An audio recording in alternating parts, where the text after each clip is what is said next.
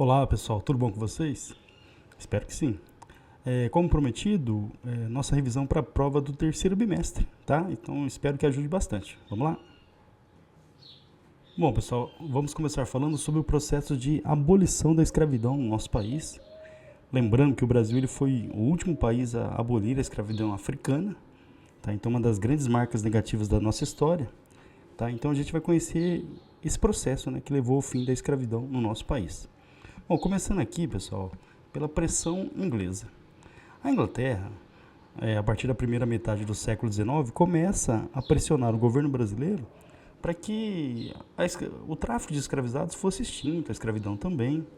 Ah, professor, mas qual que era o interesse inglês? Era humanitário, por exemplo, proteger os africanos? Na realidade, é muito mais provável que a Inglaterra estaria interessada no dinheiro do tráfico.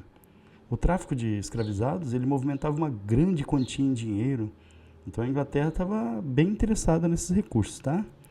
Bom, o primeiro compromisso brasileiro em relação ao fim da escravidão acontece ainda no primeiro reinado, tá? No governo de Dom Pedro I, em 1826, o governo brasileiro ele assume o compromisso de acabar com o tráfico de escravizados.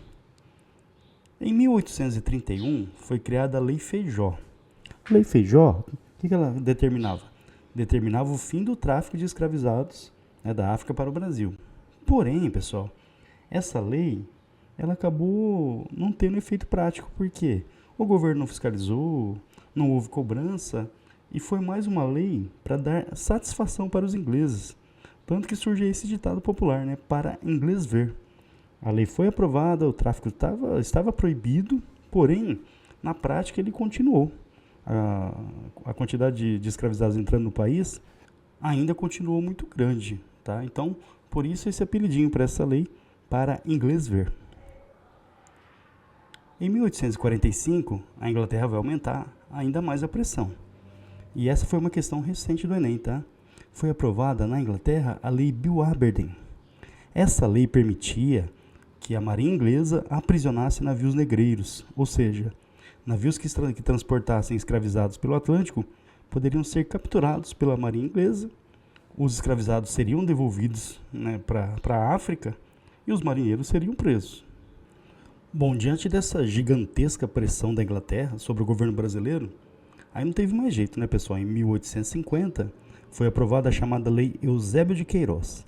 Essa lei determinava o fim do tráfico de escravizados, né, da África para o Brasil. Diferente da lei de 1831, que foi a Lei Feijó, a lei de 1850, a Lei Eusébio de Queiroz, ela sim teve efeito quase que imediato, mas aí alguns anos de poucas chegadas, mas o tráfico de escravizados ele vai acabar. Bom, atenção agora, ó, as consequências do fim do tráfico de escravizados. Uma que pode cair na prova de vocês é essa, ó. Como acabou o tráfico internacional de escravizados, houve um aumento no tráfico interno. Os produtores de café do Sudeste, o Sudeste em crescimento econômico, o café ficando cada vez mais importante na economia brasileira, começaram a comprar escravizados dos produtores de açúcar do Nordeste, a produção açucareira que estava em decadência nesse momento. Então, uma consequência direta do fim do tráfico internacional de escravos foi o aumento do tráfico interno, do Nordeste açucareiro em decadência para o Sudeste cafeeiro. Outra consequência direta foi o aumento do preço. Como a chegada de escravizados parou, o tráfico acabou, obviamente que a quantidade vai diminuindo e o preço do escravizado ele tende a aumentar. Outra consequência direta do fim do tráfico foi o incentivo à imigração europeia. Como os fazendeiros continuavam precisando de mão de obra, era necessário encontrar o quê? Substitutos para a mão de obra africana. E o alvo que o Brasil escolheu foi a Europa. Então, italianos, alemães, portugueses, espanhóis começaram a migrar em massa para o Brasil para trabalhar nas lavouras de café. No mesmo ano que foi aprovada a Lei Eusébio de Queiroz, foi aprovada a Lei de Terras. Ah, professor, foi coincidência? Um acaso? Não, a Lei de Terras ela está diretamente ligada à Lei Eusébio de Queiroz. Por quê? O que a Lei de Terras determinava? Que a partir dessa lei de 1850 também, a posse da terra no Brasil, ela só seria possível por meio da compra. Ora, professor, mas por que isso? Os imigrantes que estavam chegando no Brasil, ou ex-escravizados, para que, se eles quisessem ter terras, eles deveriam pagar por elas. Como os imigrantes eram pobres, né, estavam fugindo da miséria, inclusive na Europa, da fome, eles chegavam no Brasil e não tinham recursos. Portanto, eles não teriam acesso à terra, não teriam como adquirir terras. Isso os obrigava a fazer o quê? A trabalhar já para os grandes proprietários. Tá, pessoal? Então, assim, qual que foi o objetivo da lei de terras? Garantir que a mão de obra imigrante ou de ex-escravizados ficasse à disposição dos grandes proprietários que estavam interessados ali no trabalho dos imigrantes, por exemplo. Há uma consequência atual da lei de terras. A lei de terras, ela é um dos fatores que no Brasil causou a concentração fundiária. Atenção, hein, pessoal, essa cai bastante no Enem. Concentração fundiária é quando a terra é mal distribuída. Há uma desigualdade muito grande na distribuição das terras no nosso país. Consequência também da lei de terras. Bom, com o fim do tráfico, o movimento abolicionista no Brasil, ele ganhou cada vez mais força. Lembrando, né, pessoal, que o movimento abolicionista, ele é o grande responsável pelo fim da escravidão no país. E a gente tem o quê, pessoal? Primeiro, a pressão externa, essa pressão que vinha da Inglaterra, tá, pessoal? Uma pressão muito forte, a gente viu aqui na sequência, né? E a pressão interna também. Mas internamente quem que pressionava o Estado brasileiro a acabar com a escravidão? A imprensa teve um papel fundamental. Então, pessoal, destaque, a imprensa teve um papel fundamental. A classe média urbana, alguns proprietários de terras que não possuíam escravizados também começaram a se posicionar contra. Ou seja, a escravidão no Brasil ela vai ficando insustentável. Vários setores da sociedade passaram a lutar e combater a escravidão. Então tinha pressão externa, principalmente da Inglaterra, e pressão interna, né, da imprensa, da classe média e também de proprietários rurais. Personagens importantes no movimento abolicionista brasileiro: Joaquim Nabuco, José do Patrocínio, André Rebouças, Luiz Gama, por exemplo, que era filho de escrava. Personagens importantes aí na luta pelo abolicionismo. Destaque de novo, hein, pessoal, para a imprensa, que teve um papel fundamental. Bom, diante das pressões internas e externas, em 1871 foi aprovada a Lei do Ventre Livre. O que a Lei do Ventre Livre determinava? Todo filho de escravizado nascido no Brasil a partir dessa lei estaria livre. Um detalhe importante: a Lei do Ventre Livre também é conhecida como Lei Rio Branco. Então, de novo, libertava os filhos de escravizados nascidos no Brasil. Só, pessoal, que não era bem assim.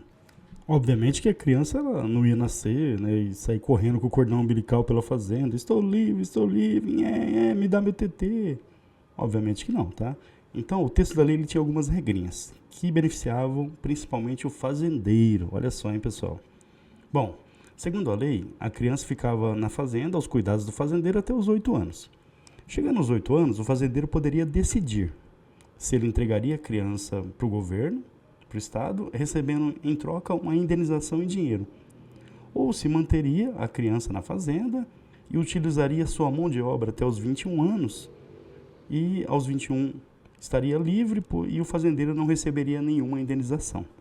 Obviamente, né, que a maioria dos fazendeiros, eles acabaram optando por manter a mão de obra na fazenda até os 21 anos. Então, na prática, a lei do ventre livre, né, não teve efeito prático. Em 1885, uma nova lei abolicionista, a Lei dos Sexagenários. Como o nome diz, né, pessoal, a Lei dos Sexagenários, ela vai libertar os escravos que acima de 60 anos, libertava os escravizados idosos.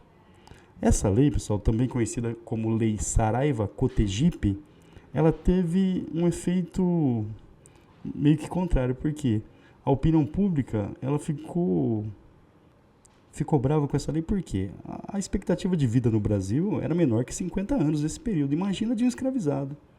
Então eram pouquíssimos escravizados que chegavam aos 60 anos. E aqueles que chegavam já estavam lá todos baqueados, praticamente não serviam mais para o trabalho. Então essa lei ela foi interpretada muito mais como um benefício aos fazendeiros do que ao escravizado. Então acabou pegando muito, mas muito mal mesmo, tá? E em 13 de maio de 1888, a princesa Isabel assinou a Lei Áurea. A Lei Áurea, pessoal, ela determinou o fim da escravidão no nosso país. Tá, pessoal? Então, depois de toda essa pressão externa e interna, em 13 de maio de 1888, a princesa Isabel, que era regente do Brasil, o pai estava viajando na Europa, né? Então ela governava o país. Ela assinou a lei que decretou o fim da escravidão no nosso país. Lembrando, hein, pessoal, um detalhe importante. O fim da escravidão não foi a partir da boa vontade das elites. Ela aconteceu devido às pressões, tanto interna quanto externa, ao movimento abolicionista. Bom, essa lei acabou julgando parte da elite agrária contra o governo de Dom Pedro II. Por quê? Não foram previstas indenizações aos fazendeiros, né, que perderam sua mão de obra. Então eles ficaram muito, mas muito bravos com o governo mesmo. Outra coisa que a lei não previa eram políticas públicas para inserção desses ex-escravizados na sociedade. Então, mesmo com o fim da escravidão, é uma data muito importante para a história do nosso país, o preconceito, o racismo estrutural, ele permanece no país e permanece até os dias atuais. Então, é uma grande dívida que a nossa sociedade tem, né, pessoal, e a gente precisa saldar. Bom, agora falar um pouquinho sobre a forma que o governo brasileiro, os fazendeiros, né, encontraram para atrair os imigrantes para o Brasil, tá? Lembrando que eram feitas propagandas na Europa, colocando o Brasil como uma terra de oportunidades, né, para os imigrantes. Lembrando que vários países europeus passavam por dificuldades econômicas, né, passavam por revoluções, então o Brasil era uma terra de oportunidades para muitos, muitos europeus, tá? Bom, o primeiro sistema para atrair imigrantes criado foi o sistema de parceria. Por esse sistema, o fazendeiro pagava por todos os custos da viagem, todos os custos iniciais. Chegando aqui no Brasil, a família ela era colocada em uma fazenda, onde ela cuidava, em média, a família de 1.000 pés de café, né, e depois recebia o pagamento em café. Porém, todo o dinheiro que o fazendeiro investiu para trazer a família para cá, ele era cobrado. E muitas vezes cobrado com uma taxa de juros muito, mas muito alta mesmo, e os imigrantes não conseguiam saldar essa dívida e acabavam ficando presos na fazenda. Esse sistema aí repercutiu muito mal. Alguns países europeus, inclusive, proibiram a vinda de imigrantes para cá por esse sistema de parceria, né? Era praticamente uma escravidão disfarçada, tá? Como o sistema de parceria não deu certo e era necessário trazer imigrantes para substituir a mão de obra africana, o governo vai entrar em cena aqui, na chamada imigração subsidiada. Subsidiada ou subvencionada, pode ser também, tá? Por esse sistema, o governo começou a pagar os custos da viagem. Aqui no litoral de São Paulo, foi criada a hospedaria do imigrante, né? Então as famílias chegavam aqui no Brasil e esperavam ser contratadas por algum fazendeiro. Aí ia para a fazenda, lá as famílias recebiam uma quantidade de pés de café para cuidar. Só que agora o pagamento ele era feito em café, mas também uma parte em dinheiro. E essas famílias recebiam algumas terras ali para produzir alimentos, para criar alguns animais. Tá, pessoal? Esse seria também o sistema de colonato, tá? Lembrando, na imigração subvencionada, o governo é que começa a bancar a viagem dos imigrantes. Outra coisa importante ali do início da República, final do século XIX, início do século XX, era uma ideia racista do período, né? Uma ideia extremamente preconceituosa, baseada na ideia de superioridade racial. Então, o que o governo brasileiro começou a fazer? A incentivar a entrada de imigrantes europeus com o objetivo de branquear a nossa população. Tá? Esse quadro aí, o quadro Redenção de Cã, ele mostra essa ideia, né? Do branqueamento da população brasileira, com o objetivo de melhorar a nossa sociedade. Obviamente, né, pessoal, que é uma teoria extremamente racista, baseada em pseudociência. Pessoal, agora a gente vai falar um pouquinho sobre a crise do Segundo Império, do Segundo Reinado, né? Ou seja, os eventos que levaram à queda da monarquia no Brasil. Começando pela questão Christie. O embaixador Christie, embaixador inglês no Brasil, cara folgado, tá? Ele tomou algumas medidas por aqui que acabaram desagradando o governo brasileiro. Então, por exemplo, afundou um navio inglês chamado Príncipe das Galés. A carga ela foi roubada, ali, o pessoal pegou a carga, ele queria uma indenização. O governo brasileiro não pagou a indenização, ele mandou aprisionar 5 navios brasileiros na Baía da Guanabara, criando aí uma crise diplomática entre Brasil e Inglaterra. Outro evento importante foi a prisão de oficiais ingleses que estavam dando regaço no Rio de Janeiro, foram presos. E ele exigiu que eles fossem soltos. Bom, então a gente tem uma tensão diplomática entre Brasil e Inglaterra.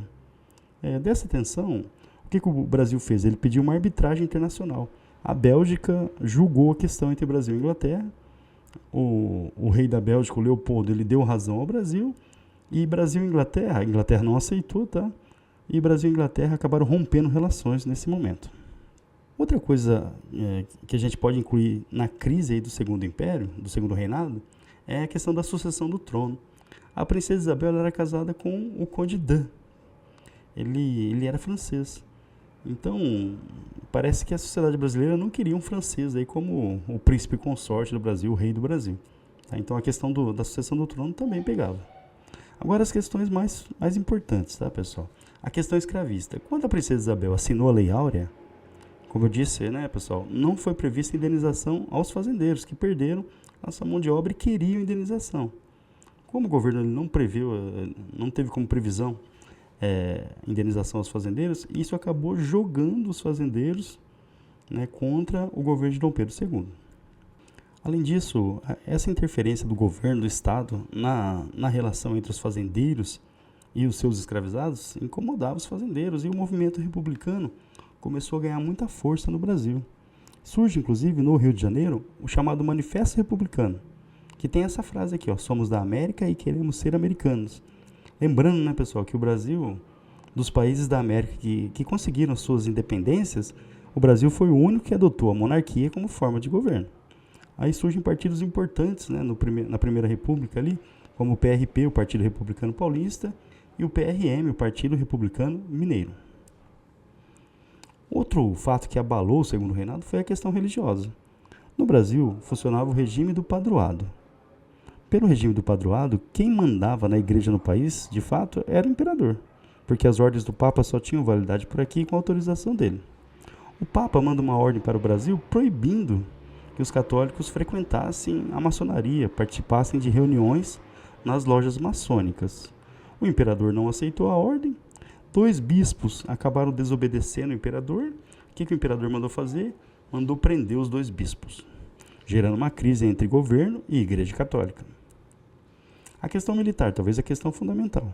Depois da Guerra do Paraguai, principalmente, o exército, que não era muito valorizado pelo governo brasileiro, ele voltou empoderado, exigindo melhores condições, melhores soldos, por exemplo, mais participação política. A maior parte dos militares defendia uma corrente ideológica conhecida como positivismo, de Auguste Comte. O positivismo, ele prevê o quê? A evolução contínua da humanidade com base na ciência.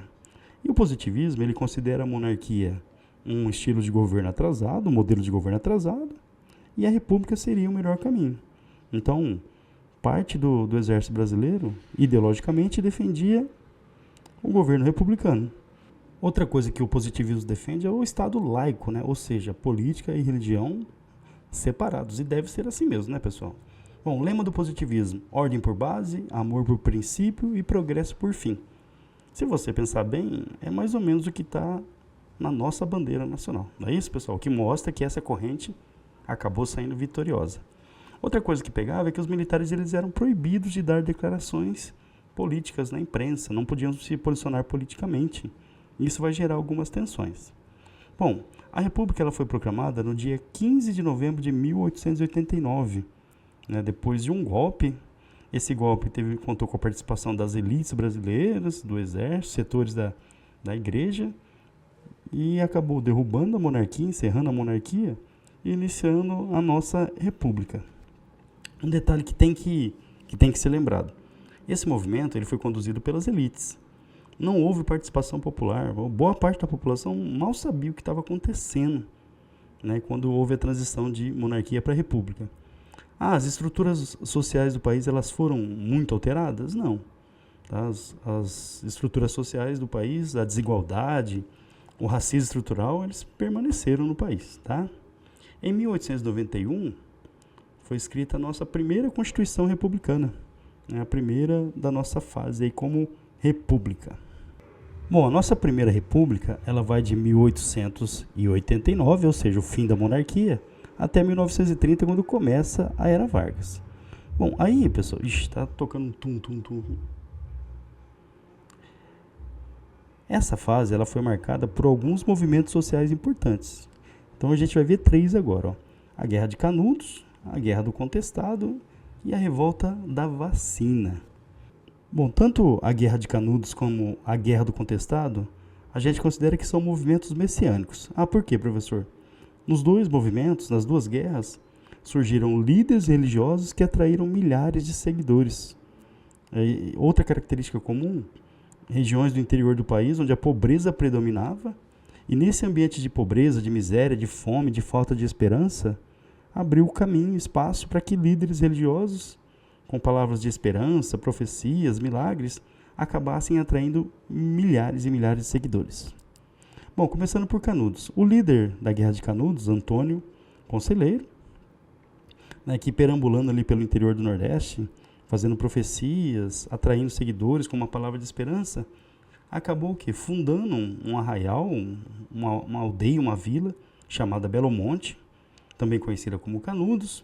Essa vila, ela tinha uma economia autossuficiente, ou seja, produzia o que precisava para a sobrevivência da população, e a organização ela era solidária, ou seja, a produção era dividida entre todos. Ou seja, em um lugar de fome, miséria, falta de esperança, o Arraial de Canudos era um oásis de esperança para quem era muito pobre no interior do Nordeste. Lembrando que Canudos fica no interior da Bahia, bem no sertão nordestino. Bom, a Guerra de Canudos ela vai inspirar uma obra muito importante chamada Os Sertões, escrita por Euclides da Cunha. O Euclides da Cunha ele acompanhou, né, as expedições do governo, uma expedição do governo que acabou destruindo Canudos, e desse acompanhamento, né, que ele presenciou, ele escreveu essa obra, Os Sertões, que fala sobre a Guerra de Canudos. O outro movimento messiânico do período é a Guerra do Contestado. Aí o líder José Maria, tá, pessoal? O líder religioso também. Uma região onde a miséria, a pobreza, a desigualdade predominavam. Aí no detalhe, pessoal, por que contestada? A região ela era contestada por Santa Catarina e Paraná. Então era uma área que os dois estados estavam brigando por ela, certo? Nessa área, quem vivia por ali? Trabalhadores rurais pobres que produziam erva mate ou viviam do corte da madeira, principalmente da araucária. Esses trabalhadores eles eram poceiros, ou seja, eles não eram donos das terras, eles ocupavam as terras e cortavam madeira, produziam erva mate. Quando o projeto da ferrovia começou a ser colocado em prática, lembrando que essa ferrovia iria ligar São Paulo ao Rio Grande do Sul, passando ali pela região do Contestado, uma empresa ganhou o direito de construir a ferrovia e ganhou também a posse das terras na região do Contestado, obrigando o quê? Os trabalhadores pobres da região a saírem, perderam suas terras, tá? Durante a construção da ferrovia, milhares e milhares de trabalhadores foram para trabalhar nessas obras. Então, quem já estava na região e muita gente foi para lá também. Quando as obras terminaram, esses trabalhadores pobres, miseráveis, ficaram perambulando pela região, sem esperança, fome, miséria. De novo, um cenário fértil para surgir o quê? Um líder religioso, no caso agora, o José Maria. José Maria era conhecido por fazer milagres, por curar as pessoas, e ele acaba ganhando muita fama. O José Maria ele vai fundar algumas vilas, por exemplo, conhecidas como Quadrado Santo. Cada uma dessas vilas seria o quê? Uma monarquia celeste. Então, quase um governo espiritual ali, tá?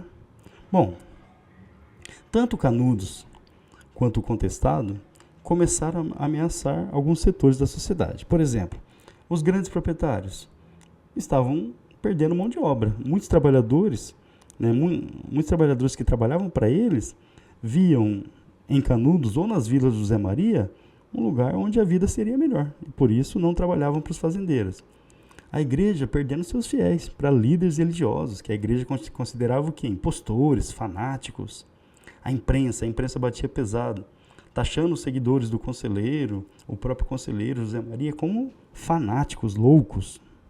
E o governo, pessoal, ele acusava os líderes de não quererem pagar os impostos e de serem monarquistas, ou seja, eles seriam contra a república, contra a modernidade, ou seja, seriam males, né, para a sociedade brasileira que buscava a modernidade. Lembrando, hein, pessoal, eram acusados de ser monarquistas e não quererem pagar impostos contra a modernidade. Bom, qual que foi o desfecho dos dois movimentos? O governo ele teve que mandar várias expedições, e depois de uma dificuldade enorme conseguiu derrotar tanto o Arraial de Canudos quanto o Contestado. O os seguidores de José Maria. O resultado, pessoal, em número de mortes foi por volta de 40 mil mortos, ou seja, o Estado brasileiro massacrando a população pobre do interior. Bom, pessoal, agora vamos falar sobre a revolta da vacina. Gente, tivemos no Brasil um movimento contra a vacina, tá? No passado, lá no comecinho do século XX. Lembrando que ainda existem movimentos aí que contestam as vacinas no mundo, né? No Brasil também. Bom, o Rio de Janeiro, ali no início da República, ele vai passar por uma reurbanização, modernização, ou seja, obviamente, né, pessoal, que essa modernização, ela tem como recurso principal o dinheiro do café. Aí é dica pensando na prova, tá?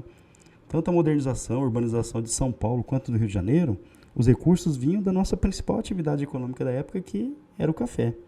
Outra coisa importante, reurbanizar o Rio de Janeiro, que é a capital do Brasil nesse momento, a inspiração para a reurbanização, ela seria europeia. Mas qual cidade europeia? Paris, né, pessoal? Era muito chique, né, a gente imitar uma cidade europeia como Paris, por exemplo. Então, a arquitetura do Rio de Janeiro, ela vai buscar como referência Paris. Lembrando, né, pessoal, que a Europa vivia ali a chamada Bela Época, né? Quando os países europeus estavam ali desfrutando da riqueza produzida pela Revolução Industrial e pela exploração imperialista da África, por exemplo, né? Então, as nações europeias ricas e aproveitando a modernidade das revoluções industriais. Bom, começa o processo de reurbanização do Rio de Janeiro. O responsável pela reurbanização da cidade vai ser o prefeito Pereira Passos, que vai colocar em prática, pessoal, o chamado bota abaixo. Atenção, bota abaixo mesmo, literalmente. Era necessário que alargar as avenidas, criar novos prédios, novas praças, ou seja, reurbanizar a cidade.